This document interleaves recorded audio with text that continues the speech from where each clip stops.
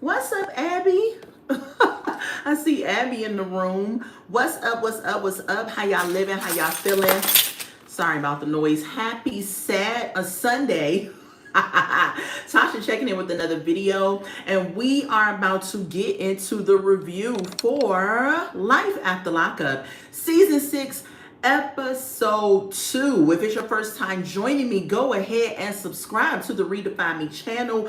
Go ahead and like this video up. And most importantly, comment in the comment section what you thought about this episode. Yes, you're here, Abby. Thank you for being here. And all of you all who are coming, thank you all so much for being here. We got to get into this review because this review, y'all, was something for the books, okay? This was actually a really good review, okay? If I had to rate it on a scale of 1 to 10, I would give this episode an actual 8, okay? Now, it's been a long time since I have given Life After Lockup, what's up, Janae? Love After Lockup, an 8. What's going on, Kelly? This daggone episode, y'all let me know what y'all think.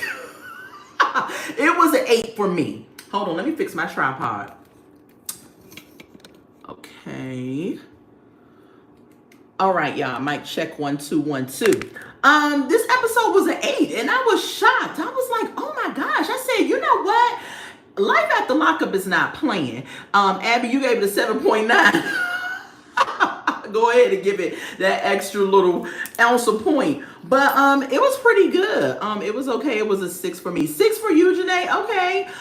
It was for me, and y'all know I be hard on my ratings, and I don't know why I felt like it was an 8. But it was some stuff on this episode that I was just kind of like, you know what, we could have did without that. We could have did without this. But we're gonna talk about some things because the audacity and the mitigated gall of some of these participants on this show. Okay. So let's start off with Letitia and Keith because I don't even know why they're on this show. They shouldn't even be on this show. Please, somebody, what's up, Joseph? Tell them to go somewhere. Kelly said she's with you. It was an 8. Yeah, it was a pretty good episode compared to what we have been dealing with in the past. All right, y'all. So Letitia and Keith, please get them off my screen. They don't have nothing going on. And I have so many questions about how this is so fake, in my opinion, okay? Because listen up. So Letitia, last week, she went ahead and rented this whole limo for Keith when he got out, right?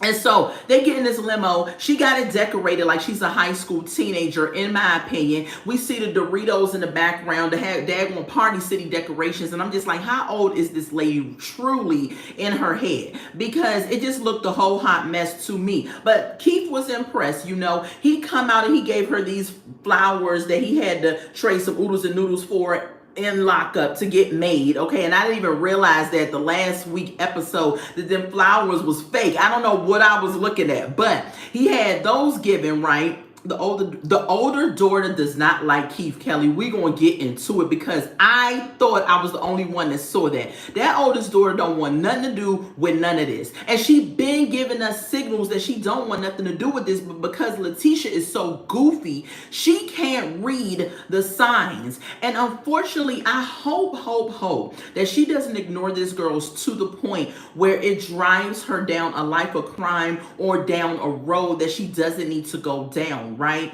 And so we get this whole limo, the fake flowers. He gives a little etch-a-sketch picture and all of that, right? So Keith lets us know that he has to ride on the bus.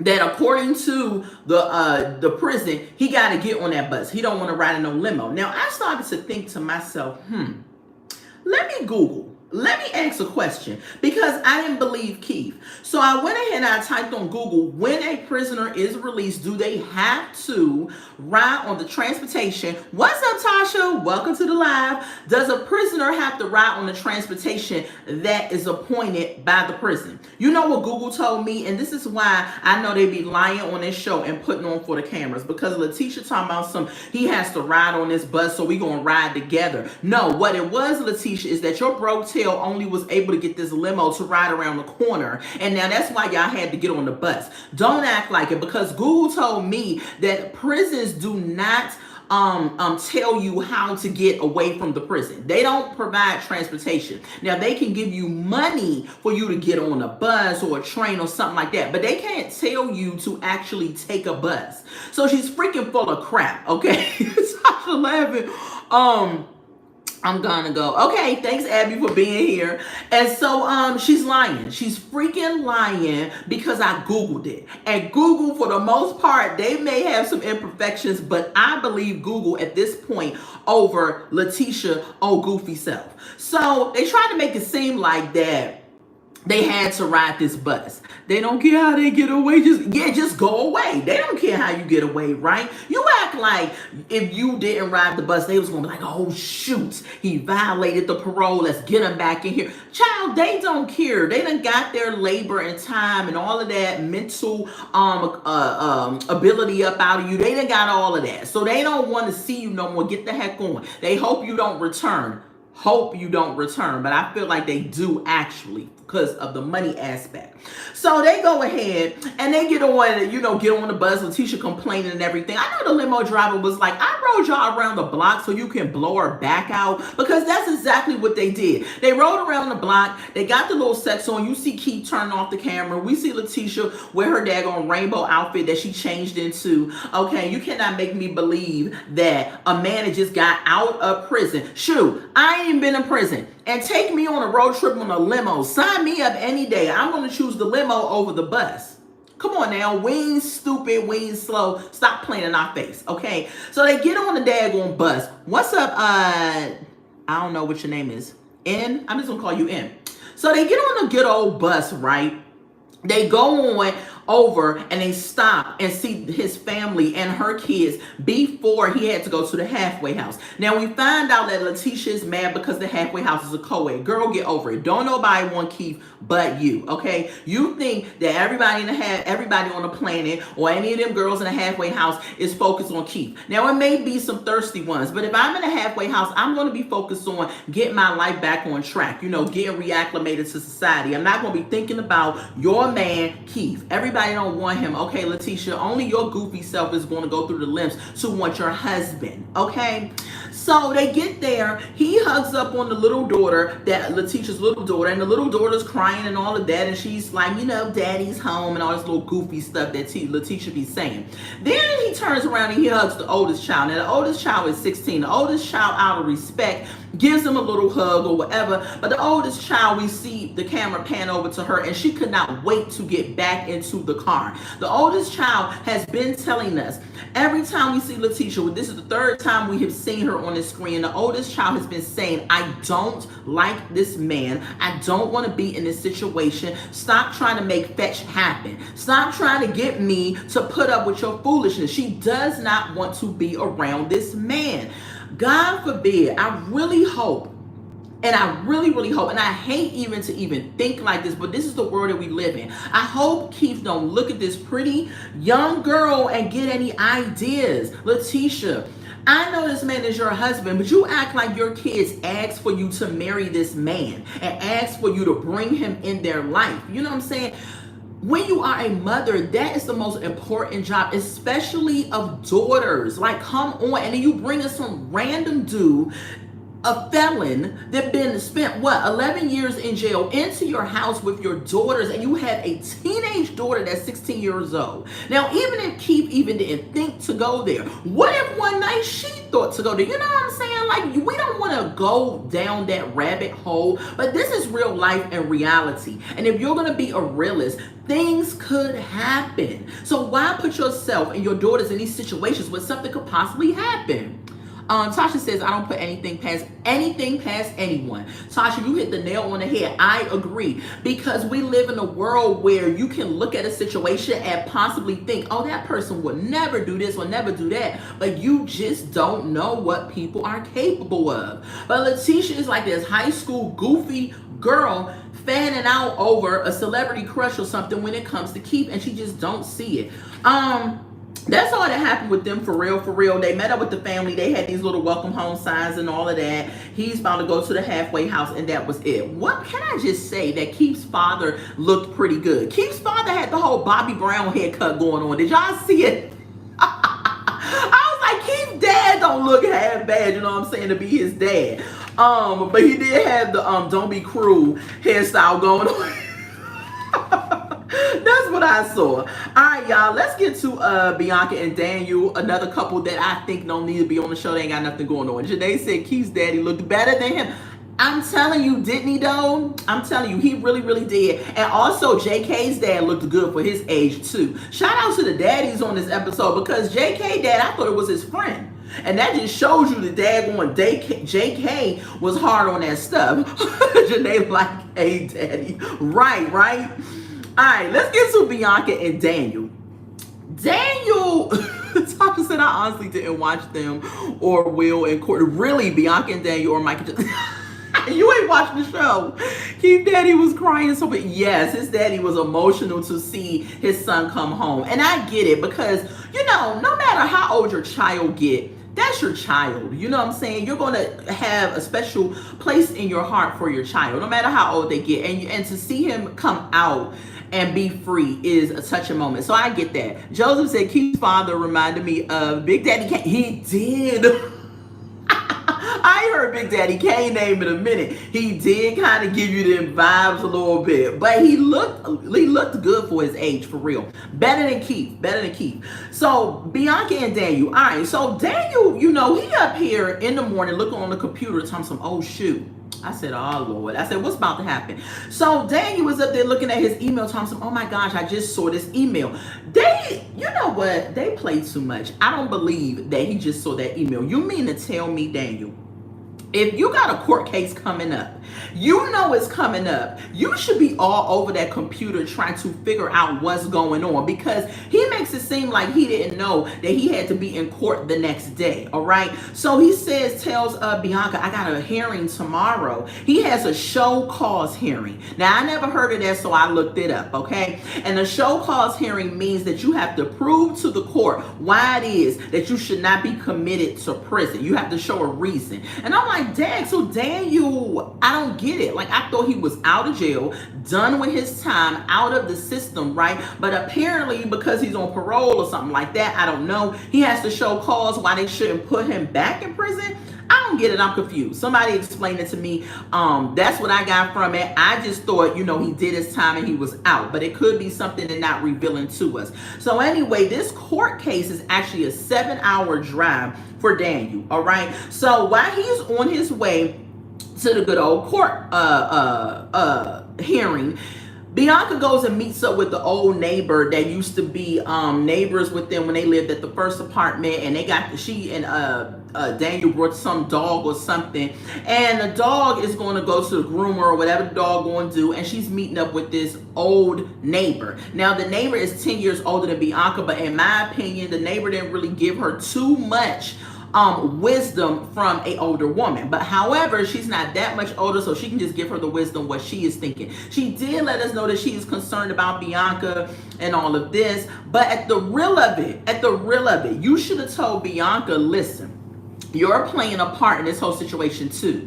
At least Daniel, if we can look at some pros, at least he got a job. At least he's trying. You know what I'm saying? Even though he had a minor setback that we learned last episode, that he ended up sipping the drink, sipping the devil's nectar, hanging out with a cousin. And I said last week, what kind of family member is that? When you ain't had no drink in 5 years and he gonna put you around alcohol, he don't care about your sobriety at all. You might need to keep your distance from that said cousin, okay? However, at least he's trying. Bianca's sitting up there trying to live off of her accident inheritance. She is allergic to work. She don't want to go get a job. She need to do something, because she's sitting around Arizona just whining about why she ain't pregnant and why she ain't getting married and all this other stupid stuff. She ain't got nothing going on. Maybe if you get a job or a hobby or something, donate your time if you bored, then maybe you won't be sitting around following Daniel around or seeing what he doing every minute and every second of the day. Sasha said Daniel seems like he has a little bit of sense. Right. Yes, he's slipped, but he's trying. Absolutely. But not Bianca. Bianca allergic to work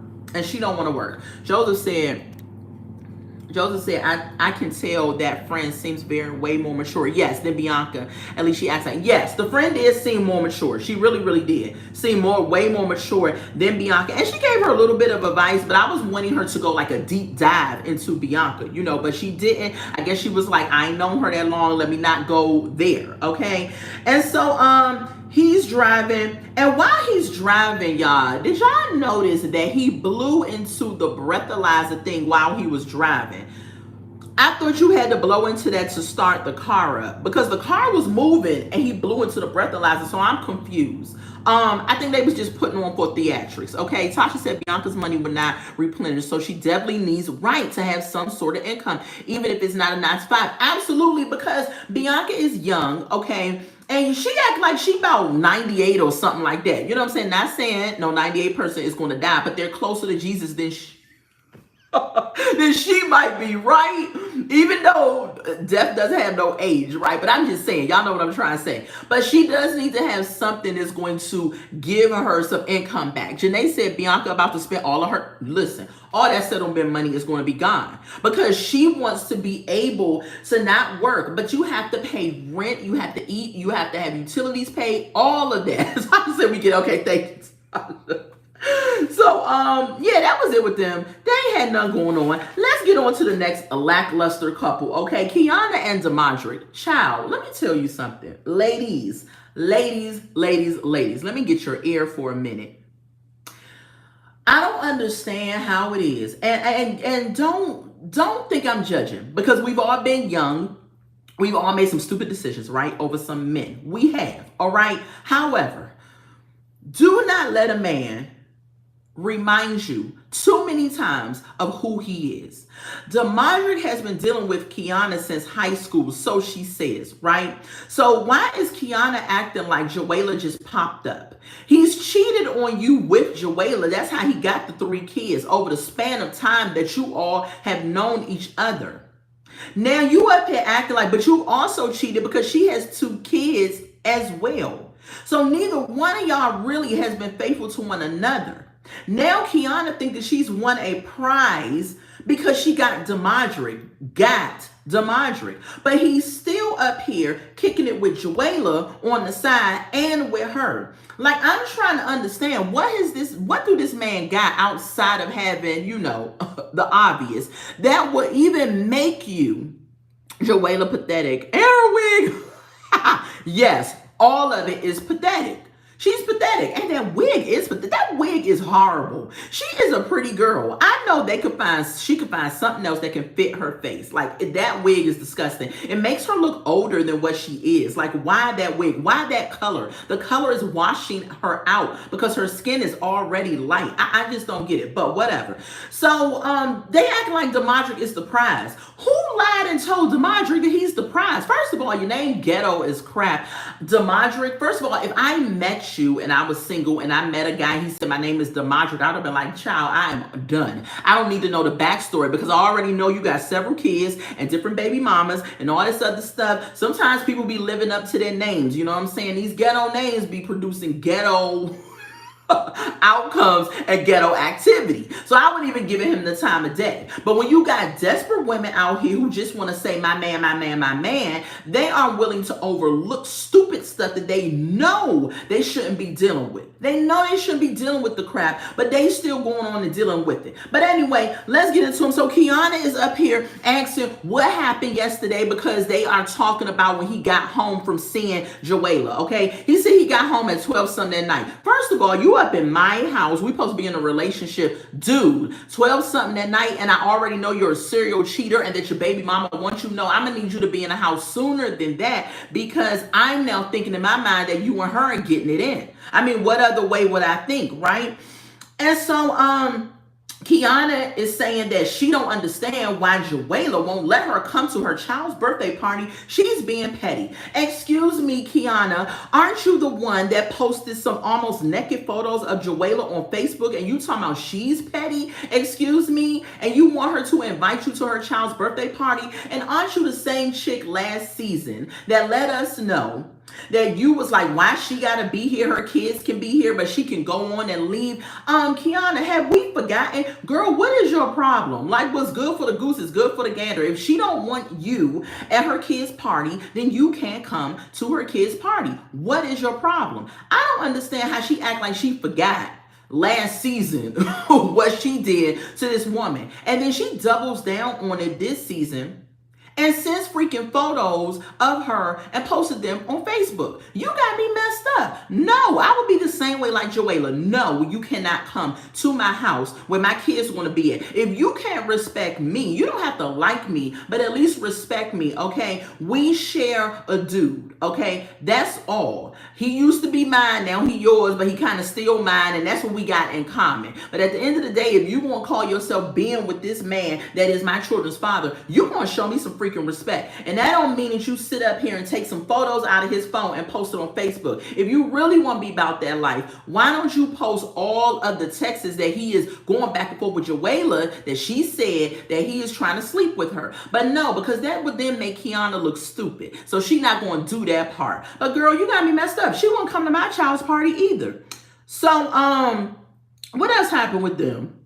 She says now she says they have a good time together. Kiana lets us know that she loves their relationship because it's a good old knee-slapping time. I said, child, so you would rather have fun than have a committed man that's about his business, that's about you, that is the head of your household, that is a God-fearing man. So you would rather have fun. That's all you want to do is kiki with the dude, because that's all you're ever going to have with him, because he's not going to be committed to you or your children or anything. Because in my opinion, Demontric is out here fun and gunning. I don't think Joella is the only one that he's talking to. I think he's talking to a plethora of other women out here, which I'm confused, because what does he offer outside of the obvious that would make a woman sign up to be with him? I mean, beauty is an eye of the beholder, but I'm not beholding anything beautiful about Demontric, not even the way he talks, his name, his father, where he's from. All these things is jacked up and I would just be turned off. But apparently all the women where they're from, he's a hot commodity for some reason. I don't get it. So we fast forward to Joella. Her cousin comes over to get her makeup done. So Joella lets us know that she has her own business. I think she has her own makeup line or something like that, something she started. But all I saw was some eyeshadows. I don't know if it's hers. I don't know. They could be lying and putting on. I don't know. But she's doing her cousin makeup, right? And she lets us know that her dad was locked up for her whole life. So basically, she was raised by a single mom. Now, this is a poll to y'all, a question to y'all. Because I have seen this happen several times. Women who do not have father figures in their life tend to choose really bad men and make horrible decisions. But I also have seen on the other side, girls that grow up with their dads in the house also make bad decisions as well. So what say to y'all? Do y'all think that if you don't have a father in the home, that you're going to constantly choose bad men? Now, I will give you my opinion. I grew up with a single mom. My father wasn't in the home. They separated when I was about 10 years old, and they divorced finally when I was like 13. But at 10 years old, he was out of the house, right? So he wasn't there during my dating years and things like that. And so because of that, and I'm not blaming him because I chose my life, my own decisions, right? But because I did not have a male presence to teach me the game and pour into me and all of those things that a man is supposed to do for his daughter, I feel that I put myself into horrible relationships more than I would have if I had a father figure or a father in my life who poured value into me. So I'm gonna get some water. Let me see what y'all say about that.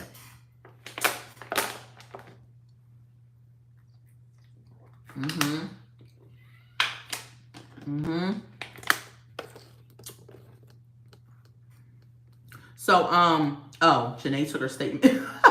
But I saw what you said. So yeah, I mean, you could grow up with both parents and you can still end up not choosing the best. Kelly says you can have a father in the house, but he be a father. Oh, he has to be a father to teach you love and love you like a princess. Okay, yep, I get it, Kelly. Yep. Tasha, I think it depends on the type of man you have in the house. You can say one thing, but we see another. We go with what we see. Absolutely. And it's funny because, and this is semi-personal, but not really. My husband's sister had their dad in the home, right? But she grew up as an adult and she got into some really bad relationships, some abusive relationships. And I often wonder, how is it that her dad was there, but she ended up getting into those type of relationships?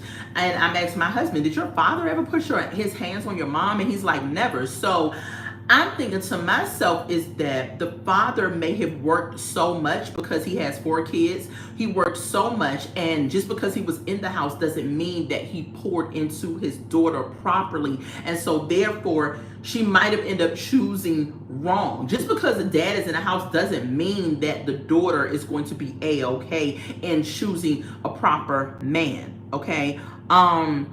Janae said, I grew up with both and didn't always make the best choices, but they weren't that toxic. I hit enter. I understand, Janae. Yeah, and you know, parents, and I believe that my husband's parents wasn't toxic either, but I do believe that maybe the dad didn't pour as much as he needed to into the daughters because they didn't choose proper men either, even though the father was in the home. So, but with that being said, let's move on with Joella. So she says she doesn't understand why Demadra just can't get enough of her. And I'm thinking to myself, Joella, but here's the real question. Why are you making it so easy for him to have access to your cooch? Like, what the heck is the problem with you? Just because he come a knocking, just because he come a texting, do not mean that you have to open up your legs and let him in. You do that because you love him and you still want to be with him, right? Because he is the father of your children. However, at a certain point in time, you have to zip up the pants, close the legs, and get some wisdom, okay? Have some self-control. Janae says, like I had my bad boy face. Absolutely, we all had one of those. We all had a bad boy phase, right? For real.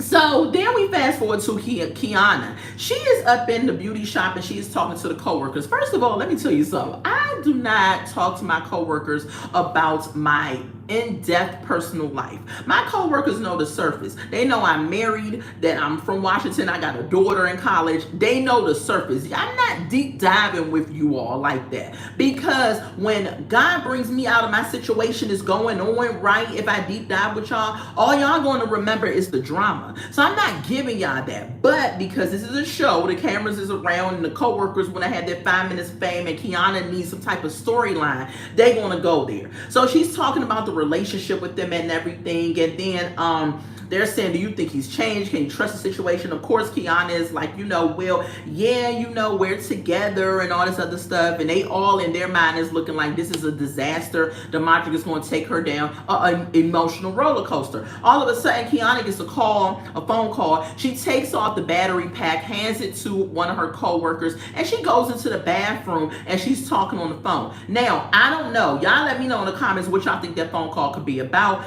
Is it about one of her children? Is it about, at first, the way they set it up, producers are so messy. They set it up like Joella butt dialed her and was talking about Demadra texting her and wanting to come by her house and hit it and quit it and all of that. That's what I thought was going on. Now, we don't know because they cut it off. However, it may be something about her children. Hopefully not. Maybe it's a family member or something. I don't know. But the producer went to the bathroom to knock on the door and asked her what was up, right? And so I guess we'll see that next week. But y'all let me know what y'all think it is.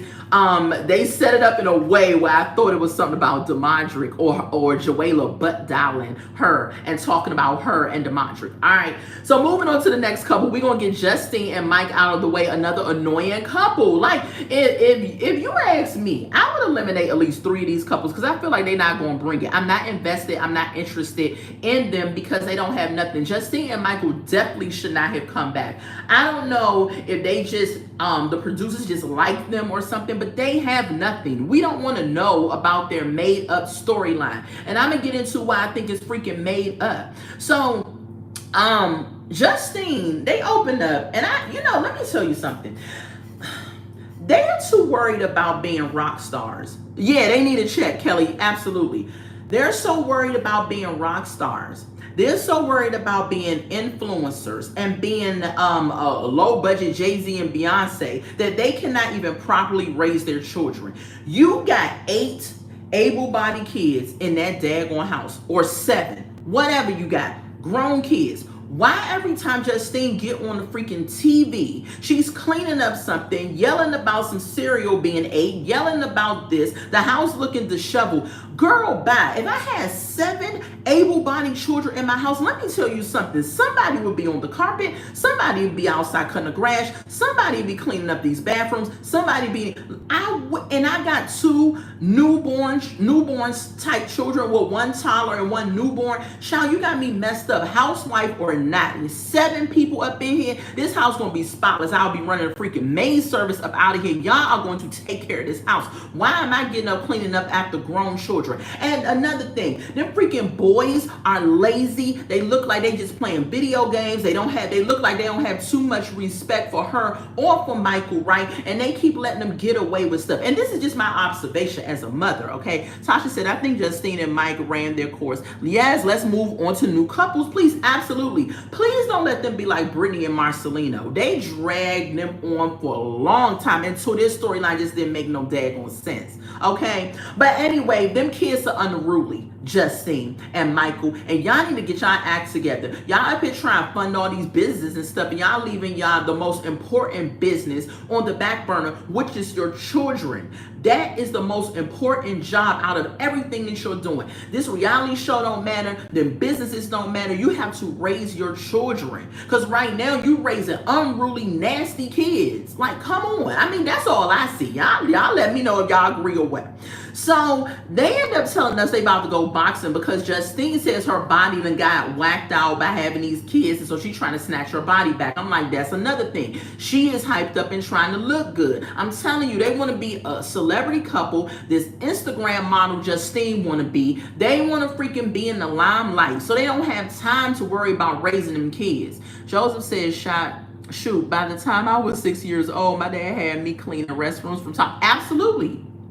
Absolutely. We had chores, and they just sitting around and Justine up here cleaning up everything on top of the new babies. Like, you got me messed up. Couldn't be me, but that's their house, okay? So they go boxing. Justine says she got to snatch her body back, or they go boxing. Let me tell you something, the most annoying thing ever. I do not like people who go to the gym and don't work out. How you gonna come to the gym and not work out? They have been there talking about what you're willing to compromise, what you're not willing to compromise, about this daggone $60,000 wedding that Justine won. Last episode, they tell us that the freaking children, 2 is in college, and it's expensive to do college with them and to raise these other kids in the house, and then you turn around and want a $60,000 wedding.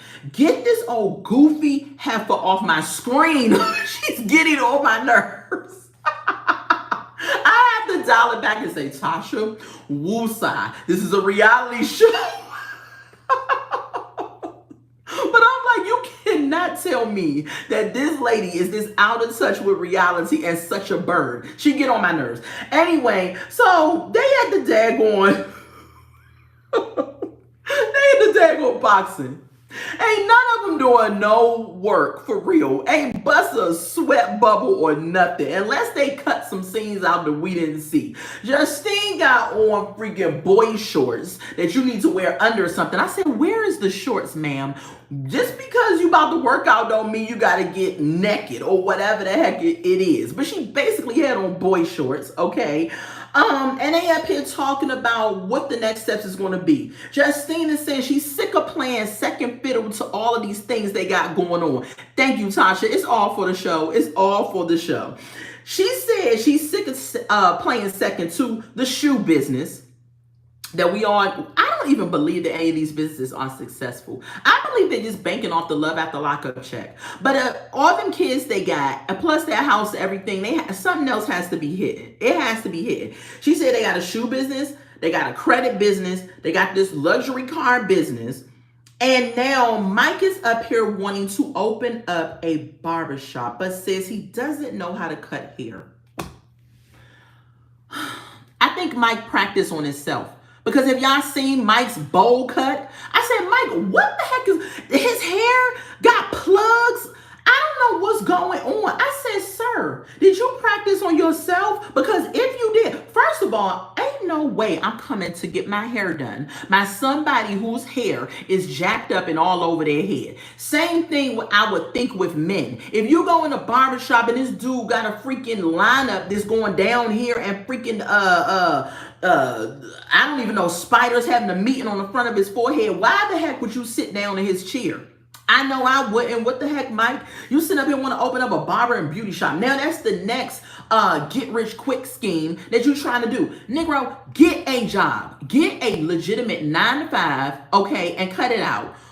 Kelly said, Mike want fast money. Right, just work a 9 to 5. Me and you here, Kelly. Tasha said they just want quick money, yet without having to work for it. Absolutely. And don't get me wrong. I am all for leaving my 9 to 5. I'm giving my 9 to 5 one more year, and I am like deuces. I'm out of there. I got a couple of things going myself that I'm trying to make happen, but I have a 9 to 5. I'm not just focused on the side things that I'm working on and not having a 9 to 5 and thinking that it's going to work. No, I understand that it's going to take some time for these things to kick off, and I got to put the grind into them things. It seems to me that Justine and Michael get these businesses started, and they don't want to put any work into the businesses. They just want them to happen overnight. And they don't want to go work a legitimate 9 to 5. Y'all are not rock stars. Cut it out. And then who the heck is the dude they found on the show that's willing to go into business with Mike, who don't know how to cut hair? People who cut hair have picked up a skill and a craft. They have put years and years into perfecting this craft. And all of a sudden, Mike wakes up one morning and says, Eureka, I want to start a barbershop. And you, sir, just want to go into business with... This crap is some crap. Joseph said, Mike also has to go to hair school. Exactly. Apply for a barber's license. Thank you. Like, what is going on? I just don't get it. Now, maybe he wants to own the shop, so then he ends up getting the people who are licensed and want to rent a booth or something. Maybe he wants to have like a salon suites or something where you don't physically have to do any work. But child, I don't know. Okay. She said she deserves this $60K wedding. I'm like, Justine, what have you done that deserves a $60K wedding? At the end of the day, didn't y'all already have a wedding? Maybe it wasn't the wedding y'all want, but maybe you should wait and renew your vows later on. Wait till some of them kids get older. Wait till you have like 3 kids in the house left to really take care of before you go and add a $60K debt onto the debt that you already have. Like, this is just stupid. You live in this bougie ghetto life, and she wants us to believe that Mike still is in the music game. I'm like, what music game? Have y'all heard any songs from Montana Mills? I know I haven't, okay? But she wants us to believe this, okay?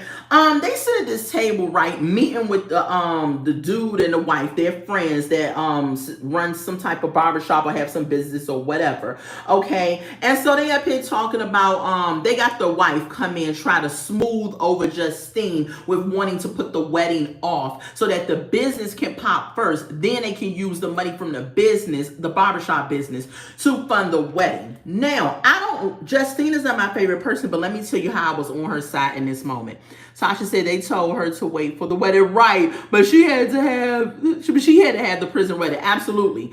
And I do believe that she should have a wedding. I do, because that prison wedding, it wasn't great, right? We all know that. But does it have to be to the tune of $60,000, ma'am? Come on now, that's just quite ridiculous. I had the most beautiful wedding, and I ain't paid nowhere near $60,000. Like, are you kidding me? So do you just want the wedding, or do you want the marriage? Because some women get caught up in the ring and the dress and the wedding and all of the things, and then when real life happens, when all of that dies down and the honeymoon phase is over and the marriage starts, that's when the work comes in. That's when you start seeing people getting divorced after 18 months or 2 years or 3 years or 5 years, because they realize, I was in love with the hype of the wedding, of the ring, of the day, and I wasn't willing to put in the work, right? And I just think that, 60K, too much money.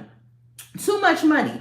So I was on Justine's side in this moment, right? Because Mike already had made plans to do this shop and use the money from the shop to fund the wedding, okay? Thank you, Tasha. Amen.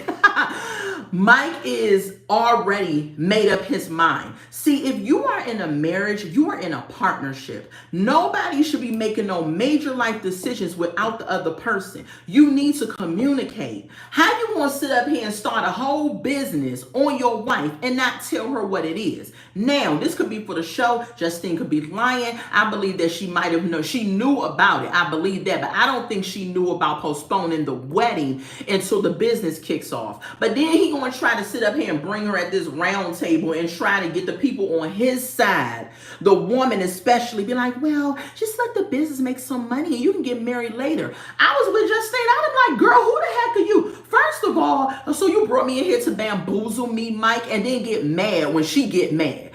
Sir, don't play in my face and don't gaslight me, okay? Janae agrees. Exactly. Don't gaslight me, okay? You already made this plan about what you want to do. Now you want to bring me up in here and try to get me jumped on by everybody to get me to change my mind. I would have been like, nah. I said what I said, and I want the wedding, and you already apparently made this choice and decision.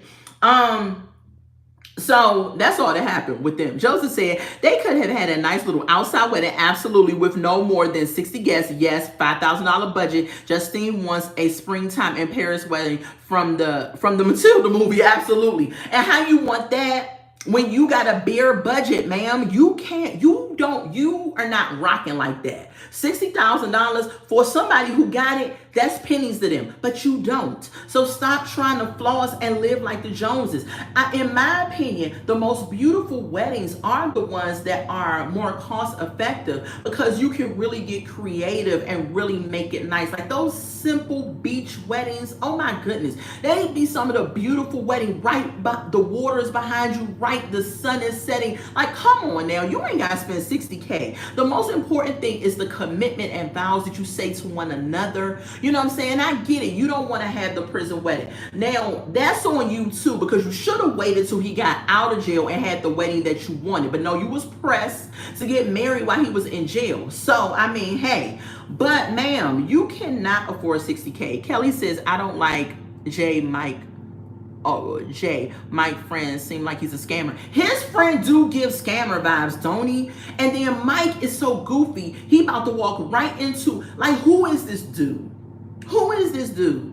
And you about to walk right into another unsuccessful business. Because as far as I'm concerned, all the businesses that she listed that they have going on, in my opinion, is giving unsuccessful. I spend a lot of time on social media, probably more than I should. And I have not seen Justine and Mike pop up with no commercials or no bookings or nothing. So I'm just saying to myself, listen, y'all need to cut the crap and stop trying to live like the Joneses and live like whatever Mike's last name is. Joseph said yes, like Martin and Gina's. Yeah, oh my goodness. Martin and Gina's beach wedding.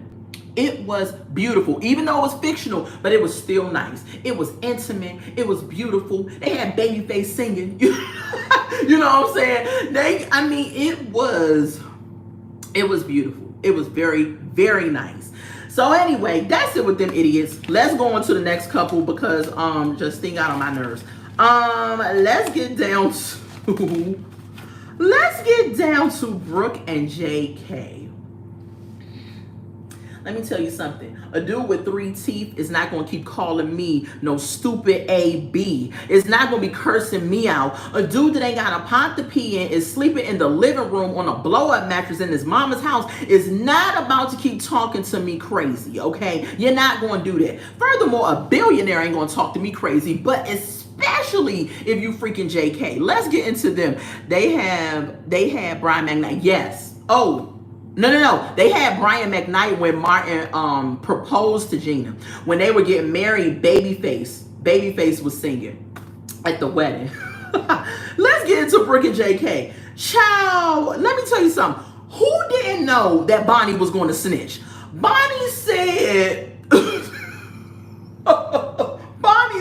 as soon as Brooke rode around the corner in her car, Bonnie said, you got me messed up. I'm friends with JK, not with you. I'm using you for a place to live. Now, this whole thing was staged because if Bonnie didn't have no other source or place to live, Why would you blow up the spot where you living at? So I believe Bonnie was not living with Brooke anymore when Brooke rolled up talking about, I can't cover your half of the rent. It was all fluff for the show, okay? Kelly said he knew she was we knew she was going to tell. We all knew it was coming. So I just said that Brooke didn't even. Listen, Bonnie said, I'm trying to sleep with JK. What is it about JK? We got Alex that was tripping out over him that kind of wanted him back. Yeah, Brooke didn't even get out the door. Girl, we got Brooke up here tripping out. And then we got Bonnie. I told y'all when we first met Bonnie that Bonnie wants her some JK. My husband always said men and women who are best friends is not a good idea. It's not going to work because they can't be friends. Somebody's going to want to sleep with somebody at one point.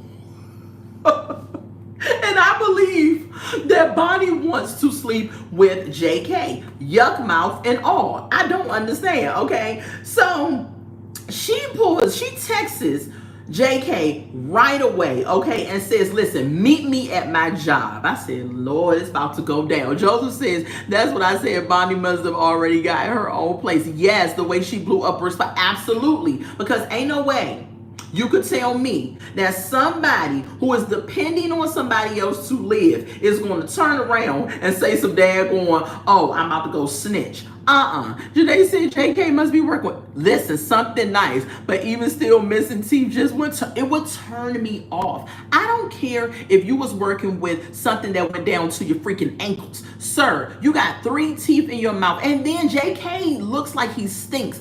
I just can't do it. I just can't. Tasha said men must be slim pickings in that part of Texas. Absolutely. Because they all are pressed for this yuck mouth dude. I'm like, what the heck? I said, and then it would be different if he had a personality. Because you know, like Flavor Flav is like a turd of doo-doo. He's ugly. Okay, let's just keep it 100. All of us can agree that Flavor Flav is ugly. However, Flavor Flav seems like he's a good time. He do seem like he got a good personality. He seems like a good person. Like you would be laughing with him all the time. But as far as sexual attraction to him, it wouldn't do it for me. However, he do got like 6 or 7 kids, so it's some women out there that like him. But again, he did have that Public Enemy money, that Flavor Flav money, and all of that. So it probably was the money too. But at the same time, I wouldn't do it to him, but we can kick it. We can be friends. And it's like with JK don't even have a personality that would make you say, okay, I can see why these women are like fanning out over him like that. Yes, I think Flavor Flav would be fun to absolutely. Flavor Flav seemed like a good time. Anybody that's going to walk around with a clock on their chest all the time is somebody that I'm about to have fun with. So we get to see JK's father. So they still looking at this daggone truck, right? That JK know he ain't got no money to afford. The daggone salesman is looking at him like, dude, stop wasting my time. You know you can't afford this truck. He done already told the dude that he got to take out some type of loan to afford the daggone truck. And then the father pulls up and they hug the father and they talking about the truck because JK is saying that this truck would be good for a hot shot. And a hot shot job is when you're moving around things from different city to city or whatever, but you're home every night. So he feels like he could be home every night because his father wasn't when he was growing up. Joseph said Flavor Flav reminds you of the uncle at the family reunions, right, that everybody loves. He so does. His personality is really infectious, and I love me some Flavor Flav. He's a good time. Even from the TV, from his show, you can tell that he's a good time. But romantically involved? No, sir. So he lets us know that his dad was not home every night. And so he missed out on parts with his dad. But what I did not like about this moment, JK tried to allude to the fact that the reason why he went down the life of crime and choosing the wrong choices with the fact that his dad was working. Pause. Do not blame your father, JK. No, you chose those decisions. Your dad was out here making a living, trying to provide for you. And maybe he was with your mom at the time and the mom. Now, I'm not saying that the dad should have spent more time with JK. But then again, Again, this is from JK perspective. So we don't know how much time the dad spent with him. But no, JK, you're not going to have your father. Your father didn't put drugs in your hand. Your father didn't make you do crimes and end up in prison and all that other stuff. I could see if his dad was running around womanizing, drug dealing, having JK involved in shootouts and all this other stuff. Then I could say maybe the dad has a hand in it. But don't do that. Don't try to blame your dad, okay, JK? Don't do it. I've been like, daddy wasn't there type energy. It's like, no. And JK father said it. He said, all you can do is raise your kids the best you can raise them. The path that they choose is the path they choose. And I said, you better preach JK's daddy, okay? Because I agree. So they still up here wasting this man's time. He shook the man's hand saying, I'm gonna get up with you and blah, blah. The man was like, all right, well, bye.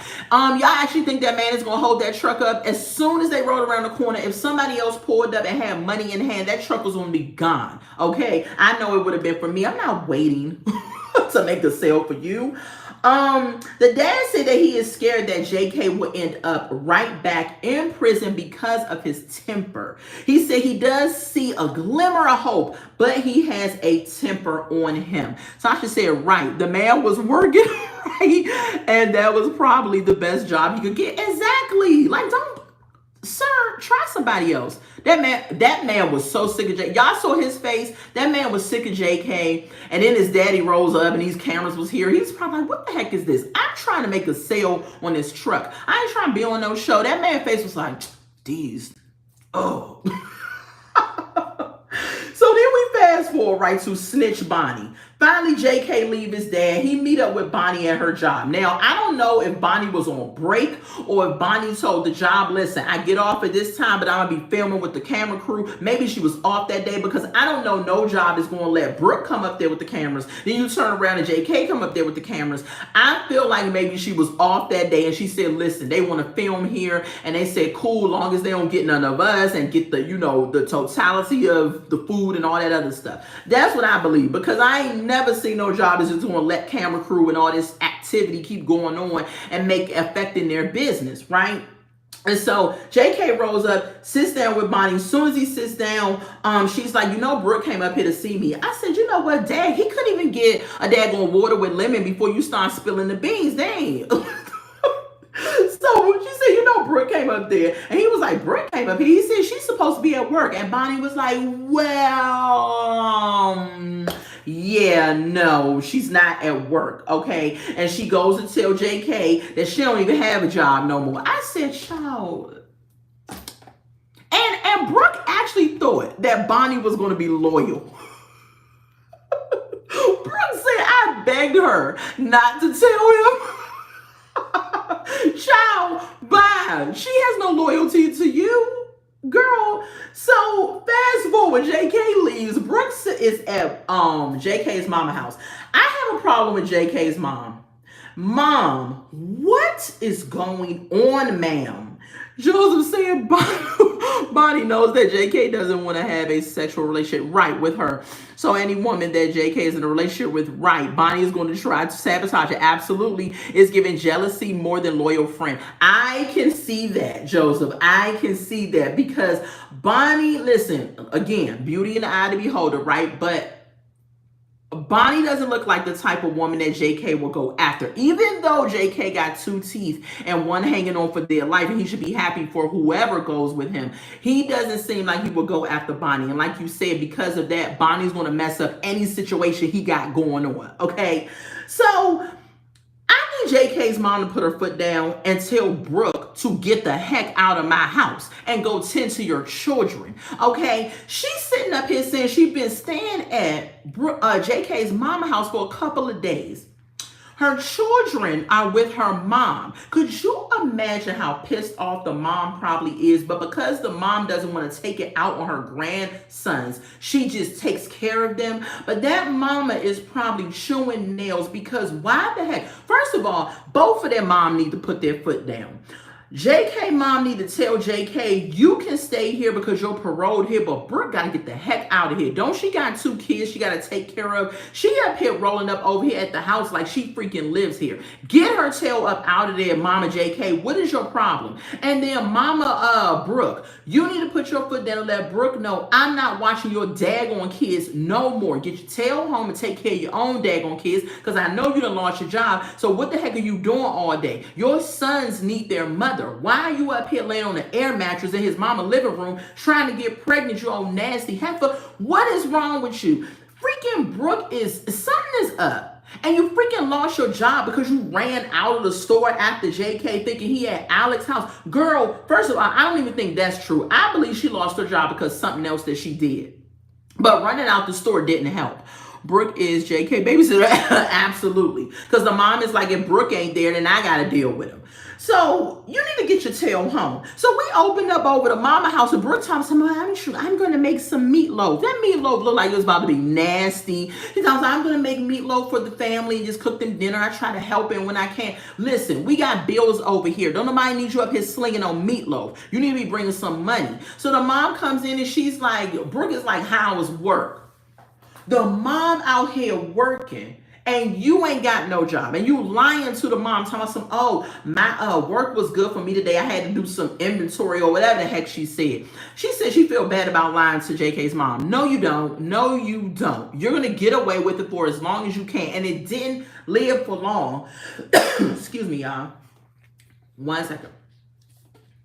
Water.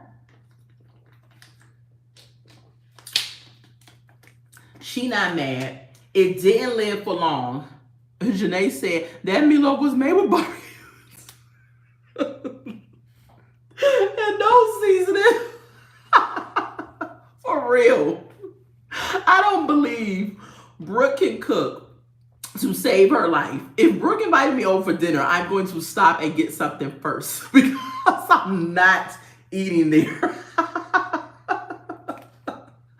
Joseph said, she don't pay her mama for babysitting. Absolutely. CPS would have been called after a certain amount of days. Excuse me, y'all. Yes, I agree. Now, her mom probably not going to do that because it's her grandsons. And grandparents are going to fight for them kids. Their children may not be hitting on nothing, but the grandparents is going to fight for them babies. They're not going to let nothing happen to them. So I believe that's why her mom is doing what she's doing. But Brooke is taking advantage of it. And it's only going to affect her sons because they're going to grow up and end up resenting you because you spent so much time chasing this yuck mouth dude.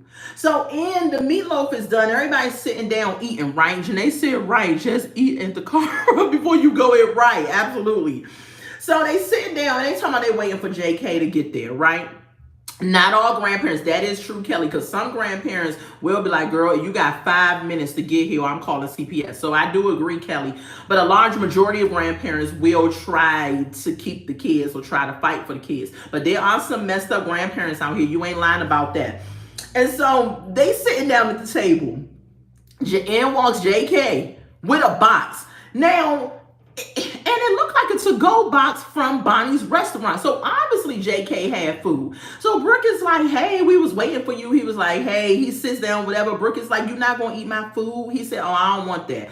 She's like, you're not going to eat the food I made? He was like, nah, I'm good. You're not going to eat my food? I said, girl, he said he ain't want your raggedy meatloaf. So he goes and said, nah, I don't want that. He said, I went to go see Bonnie today. Child, let me tell you something. Brooke's face was like she swallowed a dry. Brooke almost died. I'm telling you, Brooke peed on herself. As soon as he said he wanted to go see Bonnie, Brooke was like, on the inside, she died. Just a little bit. So she was like, well, you going to go see Bonnie, so how'd that go? He was like, he just came out and said that why you ain't tell me you quit your job or you lost your job or you ain't got no job or whatever. So then the mom is looking crazy. How about the roommate, Kathy? Can y'all hear me? Give me a thumbs up if y'all can hear me. Somebody called. So how about the roommate Kathy, or the house guest, is sitting at the table. Okay, good. Thank you, Kelly. Leaned in, right? She is waiting for all of the tea, because that would have been me. I would have put my fork down and everything. Like, wait a minute. Wait a minute. Thank you, Tasha. It's about to be spicy. Thank you, Janae. I would have leaned in. I would say, oh, it's about to go down up in here. Because Kathy was here for it. Kathy was like, what's happening now? So JK ends up getting up and he walks out. He was like, but before he walks out, he's cussing in front of the mom, the stepdad, Miss Kathy. He ain't got no respect. He's just dragging Brooke right in front of the dad, right in front of everybody, right? Brooke was like, right, I know, Joseph, she was. So he goes outside. Then Brooke follows him outside. He talking about some, you ain't got, child, let me tell you something. I almost had an out-of-body experience. I was going to go right to where they was filming at and slap JK. I ain't no fan of Brooke, but I'm a bigger fan. Excuse me. I don't know what's going on with this cough, y'all. I'm so sorry. And I don't have a cold. I don't know what that's about. So I'm not a fan of Brooke at all, but I am not a fan of a man cussing a woman out like this. Now, Brooke may deserve to get cursed out, but JK was like, B, I'm getting a job. You stupid A, B. Like, he was just calling her out of her name. And she's up here going back and forth with him. He's like, get out of my house, get out of my house. Sir, first of all, it's not even your house, it's your mama's house. But when he said, B, at least I'm getting the job, I said, my mouth was open. I said, I know. But this is not the first time he done cursed her out. On Love After Lockup, he cursed her out. Remember, on the side of the road. And so, I don't know why she's surprised. JK, he is disrespectful. And Brooke is disrespectful also. So maybe they deserve each other. But Brooke needs to be hit on the head with a freaking mallet. Y'all remember them cartoons where they used to hit the cartoon character with one of those Anvil mallets or the Acme mallets or whatever it was, Looney Tunes? She need to be hit with one of those. Because, ma'am, you're a mother of 2 children. And you were up here at this man's mama house doing the most. Go home, Brooke. What is wrong with you? And Brooke probably lost her apartment already. That's why the boys is with the mom. Where is the fathers? And I think Brooke said that the fathers were not involved in their life, and neither one of the boys' life. Okay, so that's what happened to the fathers. But I believe she already lost her apartment, and then boys is over there at the mama's house because that's where she's living at. You can't make me believe nothing different. Let's get on to the last couple, y'all. Thank y'all for being here. If you haven't done so already, go ahead and smash that like button. For replay watchers, go ahead and make sure you comment in the comment section what you thought about this episode. Subscribe to the channel. Make sure your notification button is on, and smash that like button so we can push the video out to more people. Kelly says, no disrespect to his parents. Absolutely. I'm not, first of all, what kind of woman are you to sit up here and want to have sex at your mama's house in the living room?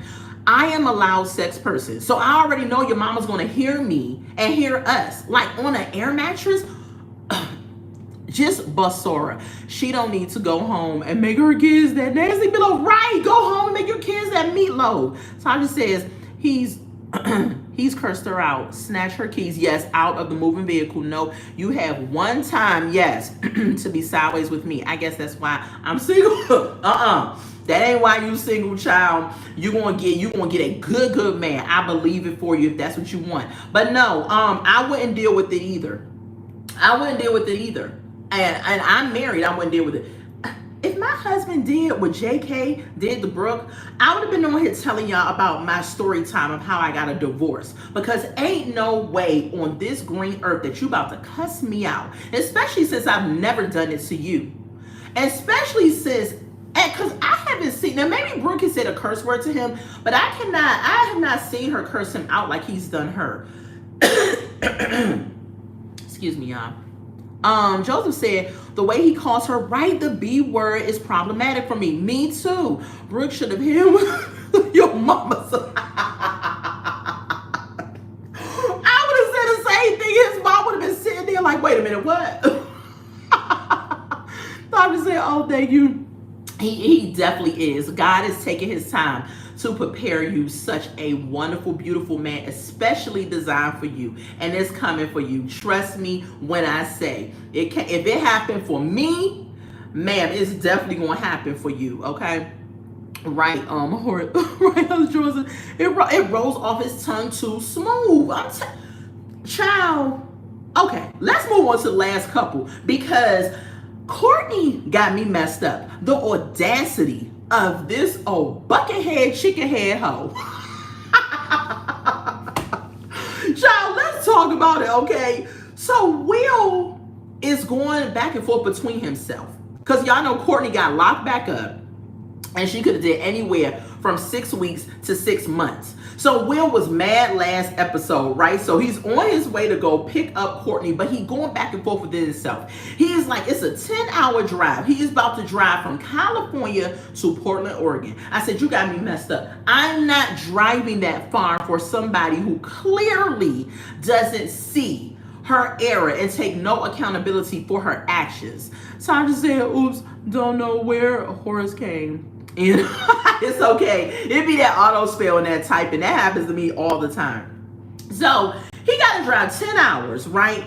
And he's on the phone with his friend and he's talking about I don't want to drive this far. Will is over Courtney. I agree. Okay, I totally agree. But you know what, Will? It's your own freaking fault. It's your own fault because who the heck married somebody straight out of jail, straight out of prison, and you don't give them a chance to even breathe free air yet? Like, why did you marry this lady straight out? Like, you didn't get to know how she was going to be on the outside world. Had you waited, if you would have waited a smooth month before you married her, you would have found out the type of woman she really is. And she would have ended up back in jail. You wouldn't have had to do no dealings with her or nothing. But no, you had to go ahead and make this little pop-up wedding happen in the daggone hotel next to the piano. Had a bartender perform the service and everything. Are they even legitly married? Like, did he have an ordained minister come and perform that wedding? Because as far as I'm concerned, I don't know. I need to see the paperwork. Excuse me, y'all. So he gets a call while he's driving, right? From the county parole office over there in Clark Christian, whatever county that is. Tasha said, it sure is his fault, right? He's dumb, but he has some sense in there. He has some form of sense, but he let he wanted to get his manhood wet. And y'all know what I mean, so bad that he just went. I mean, she gave it to him one night and he was like, let's get married tomorrow. I'm like, dang, Courtney, you must be dealing with a golden goose between your legs because what in the world is wrong with Well, no, he hadn't even had it yet because he asked her to marry him.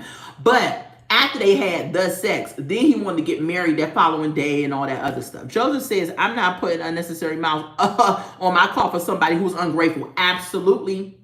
Absolutely. So the parole officer calls his phone and lets him know that because Courtney violated her parole, she is not eligible to do the transfer to California. One second, y'all. I don't know what's going on today, child. I don't know, but we're going to get through this. We at the last couple. So he says, oh my gosh, she's not eligible for parole. He pulled that car over, had to walk around. I believe once he pulled that car over and walked around, he was done with Courtney at that point. He knew he wasn't going to Portland, Oregon. They tried to make it seem like he got back in his car to proceed on the road trip. No, he got back in his car to go down the street and make a U-turn and go back to his house. Joseph said Courtney is like Rashida. Put it on him, making him want to marry me. Right, exactly. Exactly. So he is mad about the phone call. Then we pan over to Courtney. Courtney says, I'm still learning. I said, no, ma'am. You're 20 some odd years old. You're not still learning anything. You are an addict. You are addicted. You needed to get out and go seek treatment. Get in an addiction center. And then in my mind, I'm thinking to myself, what the heck happened to the addiction counselor? How the heck did she relapse? She didn't have Danny's phone number or whatever it was. Where the heck did he go? Like all of a sudden, she relapsed. And now I know he can't be with her 24/7, but dang, what? Was she going to meetings? Did he come pick her up for the meetings? What was going on? I think that was all for fluff too. I don't really think he was a counselor at all. Maybe he was just one of the many men that was giving her money or something. I don't know.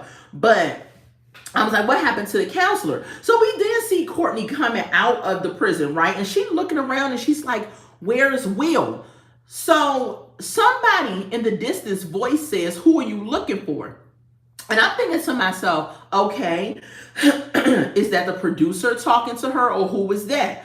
All of a sudden, y'all, we see Mark, this cringy, porn watching, pedophile looking dude named Mark, okay, asking her who you looking for. She's talking about some Will. Why didn't Will come to pick me up? So she goes and calls Will in front of Mark. That sponsor of hers said, I don't know what this little girl did. That's what I believe too. That sponsor ain't sponsor nothing. So Mark comes out of the mix. She calls Will in front of Mark and she's like, where are you at? And Will is like, Will was in California. Will was on his morning jog when she called. I said, oh, child, he's done with her. He is done with her. And I'm like, Will, you crossed me the wrong way. I'm done with you. I don't have time to sit up here and deal with your foolery. It's not going to happen over here. Will was done. When he was doing his morning jog and he was still in California, I said, oh, Will's done. Will said, who came and picked you up? She talking about some Mark. He said, who the heck is Mark? She said, Mark is somebody, you know, that just helped me out, send me money or whatever. So Will got mad and enraged. He said, has Mark brought you a phone? Has Mark spent money on you? Has Mark done this? Mark done that? She was like, no, but he's been giving me money and helping me out. She has known Mark now for 5 years. Mark has been trying to tap that thing for 5 years because you cannot make me believe. Anytime a man starts doing stuff for you that is overwhelmingly a lot of stuff, he's trying to hit it. Will made a good point. He said he is there trying to have sex with you, and I believe that as well. You cannot make me believe that you're going to hold out for 5 years, giving this woman money, picking her up at her release, doing all this and doing all of that, that you don't want to have the sex. If she hasn't already slept with him, I believe she already slept with him because he was a little too comfortable in the car, putting his hand on her thigh or in between her leg or whatever. It just looked really cringy to me. Joseph says, I thought Will was creepy. Right. Nah, Mark is creepy. Right. Will is just freaky deaky. Yeah, Will is a nerdy freak, but Mark is creepy. Mark gives me the vibes that he'll lock you up in the basement and have you drinking out a straw through a hole in the door or something. Mark is freaking creepy. He gives me the vibes that if you tell him no, he's going to do something to you. Like he has this little murderous looking jacket on. Like I just don't. Mark gives me all of the SVU vibes. Like that's who y'all looking for type situation. So Mark is standing there. He listened to Courtney argue with Will. He don't care because he's trying to get up in them skins. He don't care what she do. So he says, don't worry about it. Mark says, I got you. I'm going to take care of you, whatever. She's moving into a different halfway house that her sponsor has set up because of a friend of his. So she set that up for her, and Mark is driving her over to the halfway house. Janae said, Mark gives me the ick. He does. He gives something up with Mark. I'm telling you. So, why they driving? Mark got his hand on her leg, and I'm just like, ugh. The whole time, I'm just like, oh, Mark looks so nasty. Courtney is so desperate.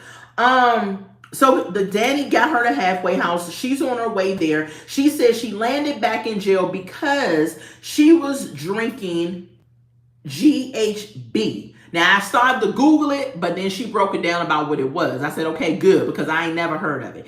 She said it's like lean. Lean is like cough syrup and some other alcohol mixed together. Y'all know Lil Wayne was on it for a long time, okay?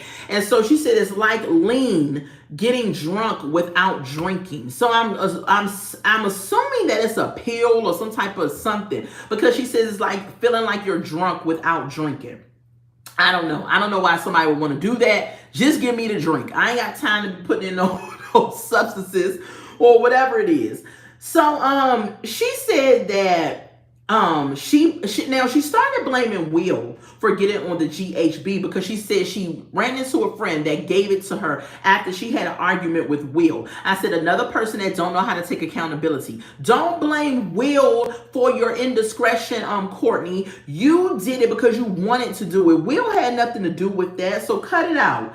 Mark gonna say, that's not how a husband should be. I said, Mark, how you gonna tell somebody how a husband should be when you up here really cheating with the married woman? You up here trying to be her sugar daddy, talking about you love her and all this other stuff, talking about something that's not how a husband should be. Mark, mind your business. You trying to say whatever so you can get up in her booty cheeks. Like, mind your business. She also said Mark is the type to lock you in a yes, a basement, and some Silence of the Lambs. Yes, yes, absolutely. He gives all of that. So then she says that I'm not attracted to Mark. I would never, ever, ever in a million trillion years sleep with Mark. I said, well, tell us how you really feel. She ain't attracted to Mark. She's attracted to what he can do for her. She's a gold digger and he's a sugar daddy. Both of them just need to play their roles because that's what it's alluding to, right? So what else happened? So Will basically hung up on Courtney because Courtney goes and says, I forgot to tell y'all this. They outside arguing. Courtney goes and says, listen, I got to pay rent now at this halfway house. So are you going to give me money for my rent? Will was like, no. I said, Will. I said, stand on business, Will. I said, tell that heifer no.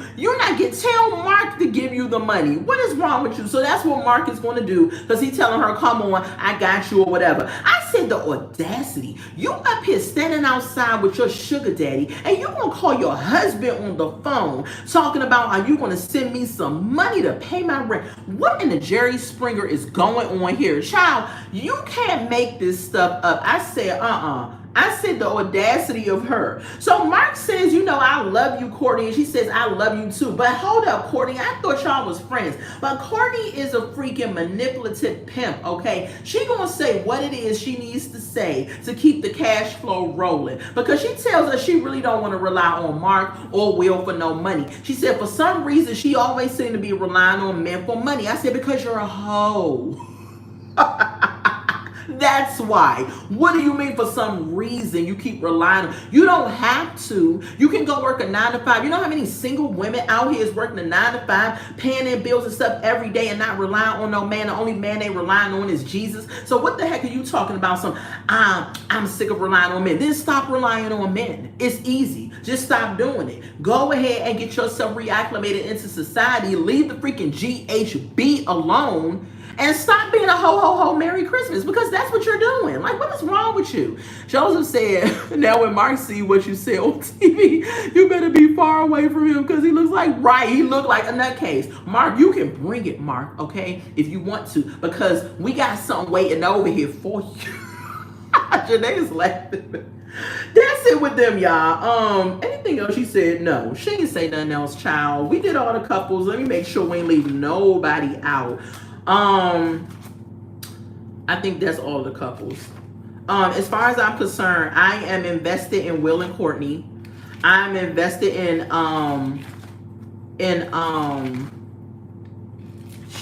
Brooke and JK. And possibly I'm invested in get a JOB Courtney, absolutely.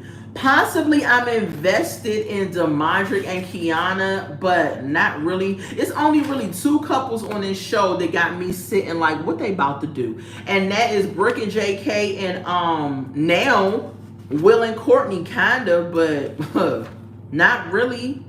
I mean, really, the only people that got something really going on for real is Brooke and JK. I'm just saying. Because... I mean, the episode was good. I'm not going to hold you. They did give us something. This episode was good. But I just feel like Justine and Mike need to go. I feel like, what's her name? Letitia and Keith definitely needs to go. Letitia needs to stop ignoring her oldest daughter and get her some type of help. Bianca and Daniel ain't got nothing going on either, for real. And who else? Kiana and Demadric. I mean, that's the new throuple, Kiana, Demadric, and Joella, but they not even a throuple that got anything going on. I mean, but I feel like they're going to shock us. I feel like Kiana and Joella might get in a fight at some point in this season. I do. I feel like wigs are going to be sliding and flying and all type of stuff going to happen. Joseph said, Will said, can he pay your bills? Can he pay your telephone bill? Right. Does he pay your auto bills? Exactly. Will was up here freaking Destiny Childing it up. Bills. Janae says, did you hear Letitia got a... Girl, I think I did hear about it. I didn't get into it. Do you know why she got arrested? I didn't get into it, but I think I did hear about it. Child, she old goofy. Like, that's why your 16-year-old be looking at you like that. Because she probably be looking like, countdown, I'm in the 11th grade, and now I got one more year till I get away from this old goofy bird. Like, and it's so sad because the youngest daughter don't know no better. But the oldest one is always looking like, this is some foolery. I can't wait for my exit from these idiots. I don't know why she got arrested, but I think identity fraud. I'll find it instant. Girl, yes, send it to me. Send it to me. I need to look it up. I'm about to get back into doing current events or whatever. I might introduce something called reality news, but I don't watch a whole bunch of reality shows. I mean, I do, but I don't.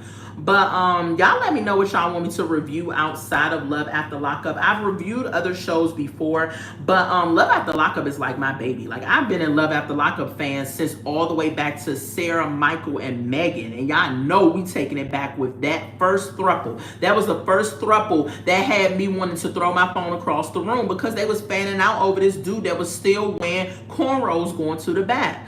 Joseph said, I'm waiting for Zariah and Troy to come back. I miss Mama Karen. Girl, they kind of were good TV, honestly. And I don't know if they're going to come back. I would prefer to see them than see Letitia and Keith. You could keep Letitia and Keith off of here. I'd rather see them. Me too. Yes, I want to see them. They bring them back. Child. Anyway, y'all, that's my review on Life After Lockup, Season 6, Episode 2. Sugar Daddy Drama. If it's your first time joining me again, remember to like this video, comment in the comment section, and follow your girl. Subscribe to the channel. Make sure your notification button is on. Tomorrow, Motivational Mondays. I'm trying to get my life back together. I went on vacation, and child, I just lost for a couple of weeks my content on my YouTube. Has kind of been lacking, but I'm picking it back up. I definitely am. This week I'm going to get everything I need done to start doing my reaction videos, and I'm going to start jumping into reaction videos because there is a couple of things that I want to react to that have been popping up. One thing in particular, talking about DoorDash. And if you're not following me on TikTok, I may do a video after this. I don't know how far my husband is because I like doing my content when he's not here. I don't know if he's on his way home. But I may go on my TikTok and talk about this DoorDash incident. Y'all not going to believe that. So if you're not following me on TikTok, please do so. The name is The Diamond Donna Shop. The Diamond Donna Shop. Or you can find me at Extra Pretty 7. XTRAPRETTY 7. I think you will find it under Extra Pretty 7. And I'm going to talk about that DoorDash because, child, this thing is out of control. DoorDash is about to start carrying weapons for real because people are acting up over DoorDash orders. But anyway, y'all, I love y'all. I will talk to y'all later. Bye.